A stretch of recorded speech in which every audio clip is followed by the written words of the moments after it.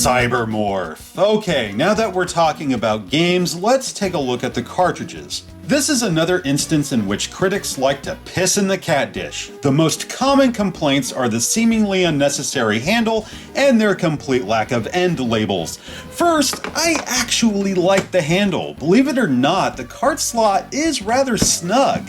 While a grip would have sufficed, having that extra leverage does help. Also, it minimizes contact with the label. I call that a win-win. As for the end labels, it does kinda suck since many Jaguar games are loose and it can be tiresome pulling out game after game until you find the one you're looking for. Hardly a hell-worthy trespass though, really, that's a first world problem if ever there was one. Anyway, here's Cybermorph. Developed by Attention to Detail, it's been said that Cybermorph was meant for Atari's Panther and that it may be one of the worst pack-in games ever. I won't lie, this ain't Altered Beast or Sonic or Virtua Fighter for that matter. In fact, I think Matt Nova18 said it best. It's the definition of a bad first impression. I'm not saying this game is shit, but Cybermorph does have a few issues that make it hard to enjoy. Well done. Normally I'd talk about the story, though I really don't care to. It doesn't really add anything to the overall experience, and I'm tired of saying an evil empire is taking over the galaxy and you're the last line of defense. Fuck it. So there's 5 sectors comprised of 8 or 9 worlds each, and you can play them in any order you wish. You're given a brief mission statement, much of which consists of you collecting an ever-increasing amount of pods. As you retrieve these pods, you'll be attacked by various aircraft, turrets, sentient tribal masks, and even fucking graboids. Shooting down enemy aircraft will often yield power-ups. Damn near everything from weapons to health is earned this way. I got the hang of it fairly quickly. Contrary to popular opinion, I think the control is decent. It can feel a little stiff at times, though it works well. You don't have to hold thrust in order to maintain speed here, leaving your thumb free to fire. The keypad's easy to grasp. 1 through 3 are assigned to your super weapon. 4 operates the crosshair, and 5 through 9 change your perspective. There's really nothing to it so long as you're patient. Yes, patience, what's that? Playing the game is not terribly difficult. This is basic stuff, and that made it easier for me to pick up and play. Seriously, I cleared a sector in less than 1 hour on my first go, so the game can't be that hard, right? Oh no, this fucker is hard, just not early on. Worlds grow larger as you go, force fields and teleporters come into play, and those fucking sandworms that kill you instantly. I'm not exaggerating, 1 hit. 1 fucking hit, that's all it takes. If I had unlimited continues, I wouldn't care so much, but yeah, unless you earn some extra guys, the game's over after 3 tries. This is especially devastating if you've flown 7 missions only to perish on the last. I especially hate these fucking dumbass crab-like robots that unleash a steady stream of missiles without end until you veer off or go boom. Then we have the kamikaze pilots. Good Lord. Cybermorph can be needlessly cruel, however I do feel it's fair. Well, fair enough at least. I do enjoy challenging games, and I always feel satisfied upon completing a mission.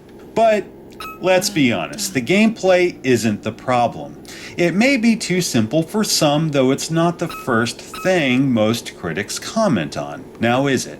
No, it's the graphics. I'm not gonna bullshit you here. This didn't look all that amazing in '93. We had already been exposed to flat-shaded polygon renderings thanks to Hard Drivin', Steel Talons, and of course Star Fox. How was this groundbreaking? This may be hard to imagine now, but there was a time when having this level of freedom in a 3D environment running this fast and this smooth was uncommon. Still, it couldn't top what Sega and Sony had cooking. Because of this, Cybermorph looked dated the moment it launched. Me, I like the graphics. They may have left me underwhelmed in '93, though I find them almost charming now. It's like, imagine a 2600 game rendered in 3D. You would have Cybermorph. The draw distance is shallow and the frame rate dips pretty hard when shit gets heavy. Regardless, it doesn't bother me so much that I want to turn the game off. And of course, there's Skylar. Yeah, the green holographic bitch in the upper left-hand corner. She has a name. It's Skylar. Thanks to the angry video game nerd, whenever someone dare mentions this fucking game, people get really clever and hit you with, Where did you learn to fly? right, because that joke didn't get old almost a decade ago. I get that she says this each and every time you hit some kind of obstruction, but come on, how often do you crash? I can count on one hand how many times I hit a wall and still have fingers left over. Y'all drinking or something? Finally, there's the music, or lack thereof. There's music during the title screen, though nothing during gameplay.